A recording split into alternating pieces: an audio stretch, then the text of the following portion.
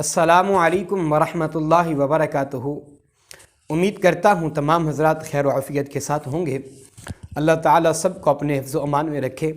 آج ایک اسلامی بھائی نے سوال یہ کیا ہے نماز کے متعلق کہ اگر ظہر کے 4 فرض ادا کیے جا رہے تھے یا مثلاً عصر کی نماز کے 4 فرض یا عشاء کے 4 فرض، مثلاً نماز 4 رکعت والی ادا کی جا رہی تھی، تو تیسری رکعت میں بھول کر بندہ بیٹھ گیا۔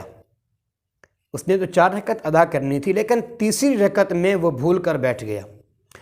جب وہ بیٹھا تو اس نے التحیات کو وہ شروع کر دیا۔ اس سے اچانک یاد آ گیا کہ میں نے تو 4 رکعت نماز ادا کرنی ہے، یہ تو میں تیسری رکعت میں بیٹھ گیا ہوں۔ تو اب وہ شخص یہ کہتا ہے کہ التحیات کو عبدہ و رسول تک پڑھنے کے بعد سجدہ سہو کر لوں گا اور پھر التحیات مکمل کر کے پھر سلام پھیر دوں گا تو نماز ہو جائے گی۔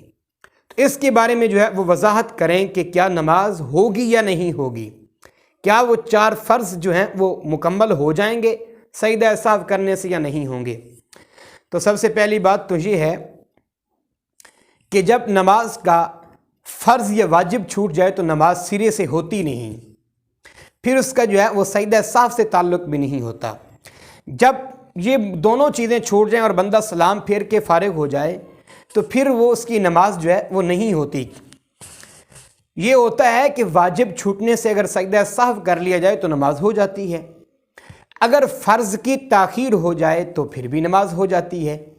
مثلاً فرض کی تاخیر ہوئی تو سجدہ سہو کر لیا، واجب چھوٹا تو سجدہ سہو کیا، نماز ہو گئی۔ واجب چھوٹنے سے سجدہ سہو واجب ہوتا ہے اور فرض کی تاخیر سے سجدہ سہو واجب ہوتا ہے۔ اگر ان دونوں چیزوں میں کسی قسم کا خلل آیا تو سجدہ سہو کیا تو نماز ہو گئی۔ اب یہاں جو تیسری رکعت میں بھول کر بیٹھ گیا، پھر اس نے التحیات مکمل کی، سجدہ سہو بھی کیا، سلام بھی پھیرا، لیکن اس کی نماز نہیں ہوئی۔ اس کی وجہ یہ ہے کہ اس نے 1 رکعت چھوڑی ہے۔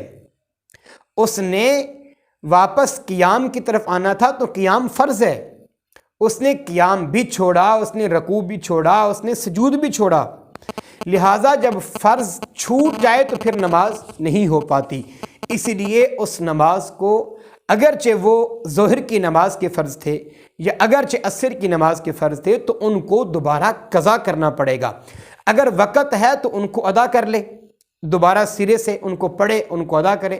اگر اس کے پاس وقت نہیں، وقت چلا گیا اور بعد میں اس نے کسی سے مسئلہ پوچھا اور اس کی رہنمائی ہوئی تو پھر بعد میں ان فرضوں کو قضا کرنا پڑے گا۔